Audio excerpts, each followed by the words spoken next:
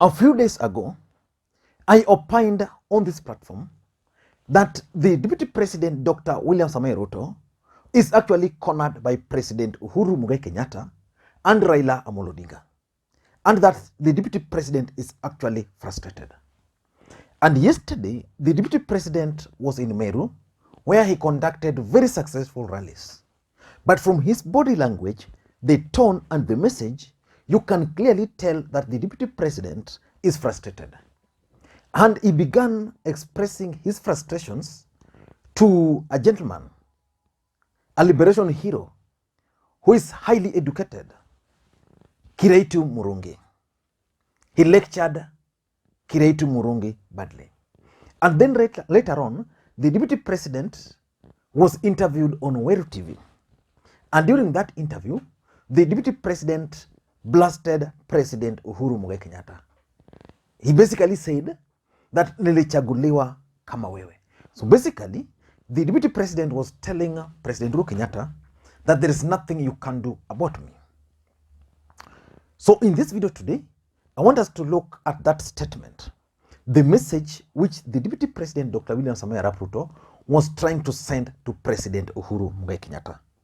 But before we do that, if you are watching this channel for the first time, I want you to take a second or two and click the subscribe button so that next time we produce a video like this, YouTube will automatically notify you.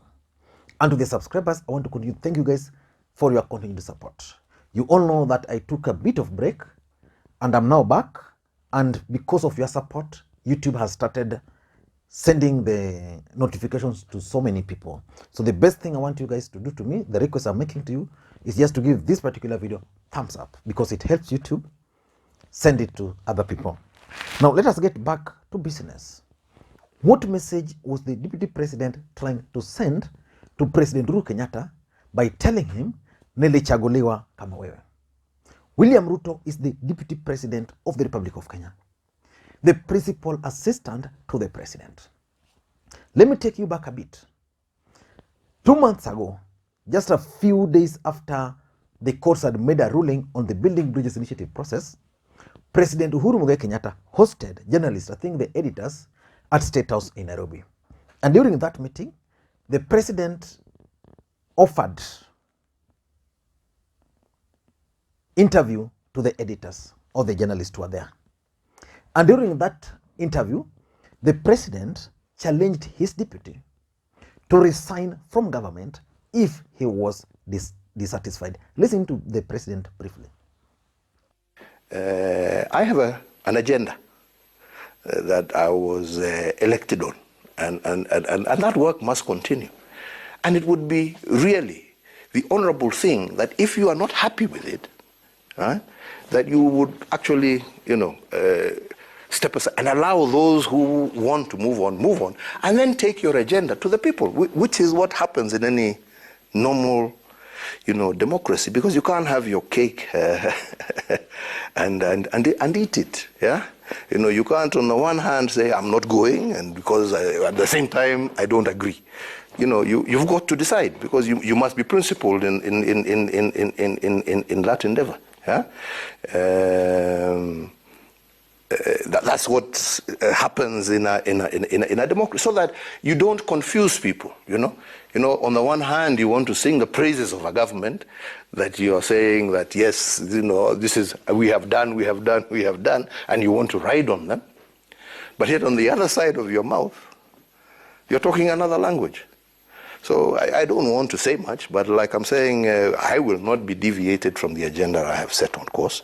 BBI was just one of them. We still have also the Big Four, which we have been consistently following, and we will continue with the agenda as we have it.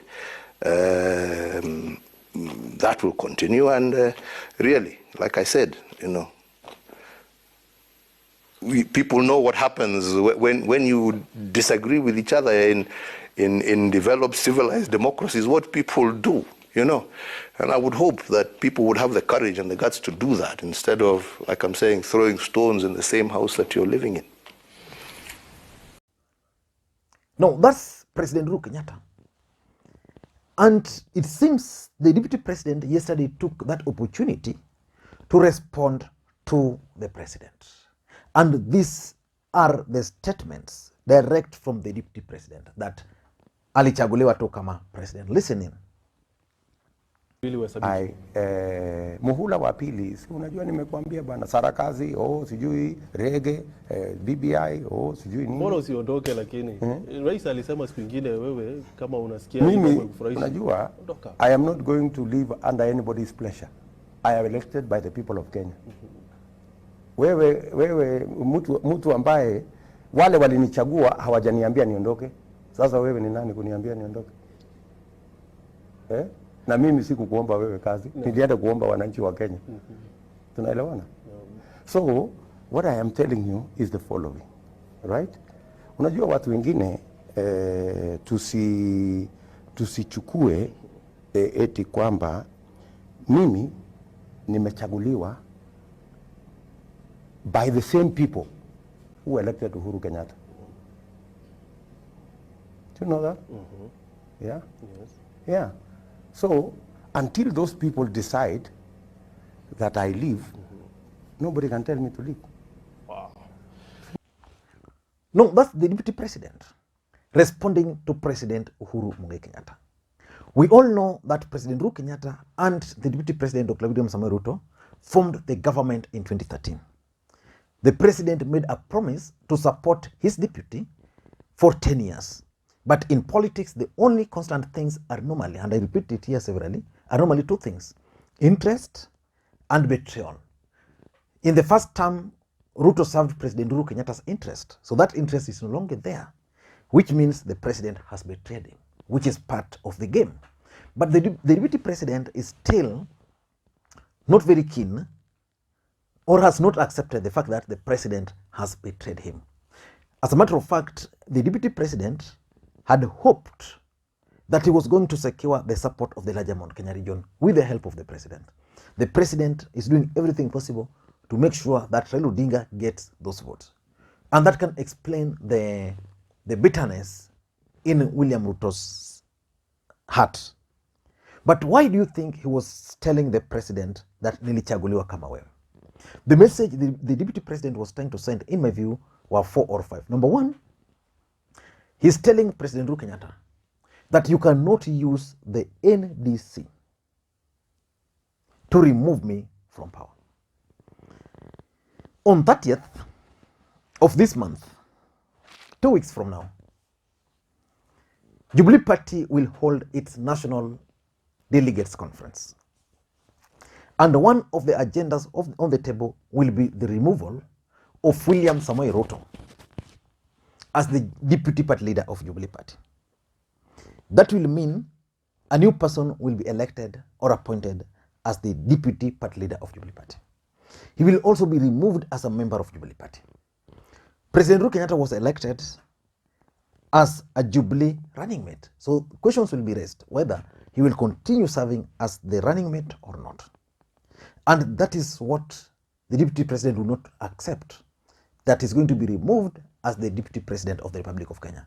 And that's why he is sending this strong message to the president that you must know that Nilichaguliwa kama wewe.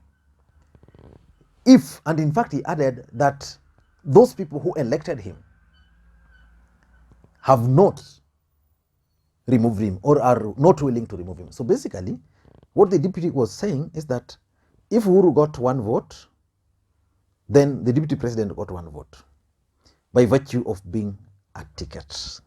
So the president can do nothing to him to remove him. So that's the first message he's telling the president. The second message is sending the president, and this is very clear now, that he is serving as the deputy president of the Republic of Kenya, not because of President Uhuru Kenyatta, but because of the votes he got. Remember, William Ruto was in ODM. Then a fallout was engineered by this deep state. And then, because of IECC, they were able to work together. And I've always opined here that ideologically, there's nothing which can bind President Uhuru Kenyatta and the Deputy President Dr. William Samoei Ruto. So Ruto believes that he got his votes, and I agree with him. Without William Ruto, I'm not so sure whether the president would have been the president. Of course, he would have been the president because what they needed was just to get support from Ukambani, probably. But again, if that were to happen, it means maybe Ruto would have teamed up with Raila Odinga, and that's something which would have been dangerous for them. But the fact is, the deputy president is telling President Uhuru Kenyatta that I am elected the deputy president of the Republic of Kenya, courtesy of the votes which I brought on board, the Kalenjin votes he brought to Jubilee, because Jubilee in the first term were actually Kikuyu Kalenjin affair, or what they were calling pastoralist, where you bring pastoralist community together, add them to the Kikuyus, and then everything was sorted out. So he's telling him that I brought the votes, and those votes are what made me the deputy president. If you had any other option, I would not have been the deputy president of the Republic of Kenya. The third message is sending to the president through that particular statement is that he made President Uhuru Kenyatta the president of the Republic of Kenya. Ruto believes that he made Raila Odinga the prime minister. He also believes that he made President Uhuru Kenyatta the president. Maybe true, maybe not true. But personally, I've always believed that the person who made President Uhuru Kenyatta the president of the Republic of Kenya is a gentleman called Daniel Toroitich arap Moi.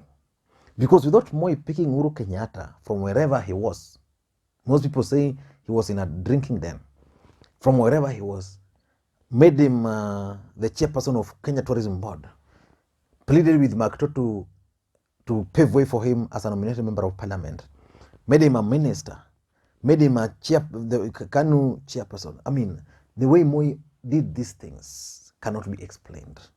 But William Ruto is telling the president that I made you the president. Basically, without Ruto, Uhuru would not have been the president of the Republic of Kenya. That's the message he's telling President Uhuru Kenyatta. Number 4, I think the DP is also telling President Uhuru Kenyatta indirectly that please allow me to chart my own political path. Don't interfere with it. Go your way, because you are not supporting me. Let me also go my way. And that's coming out very clearly because he's telling him, Nilichaguliwa kama wewe. So which means I can still get elected without you. Or I can still be elected just the same way you are elected. So please let me chart my own political path. And lastly, I think the deputy president is declaring a war or confrontation, direct confrontation with the president. That's something which the DP for a long time has always tried to avoid.